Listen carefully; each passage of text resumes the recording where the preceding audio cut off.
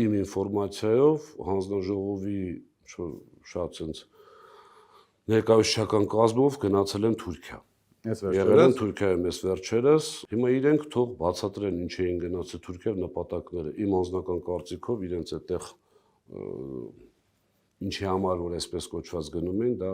ամենայն հավանականությամբ այն իրականությունը չի ինչի համար գնացել են։ Այնպեսի տպավորություն է, որ հերթ են կանգնած մեծ ընկերությունները, որպեսզի ձեռք բերեն Հայաստանի էլեկտրական ցանցերը։ Իմ կարծիքն եմ ասում, բացառապես է այստեղ շեշտել, համոզված եմ, որ եթե անգամ գտնեն մի ընկերություն, որը դա ձեռք է բերելու, դա կամ լինելու է ուղիղ այդ երկու երկրներից մեկի ընկերությունները կամ իրենց հետ ինչ-որ փոխկապակցվածություն ունեցող, բայց ոչ իրենց ուղիղ տեսքով։ Այսինքն դա ձեռք է բերվելու միայն քաղաքական նպատակներով, որպես ռազմավարական նշանակություն ունեցող։ Իսկ դա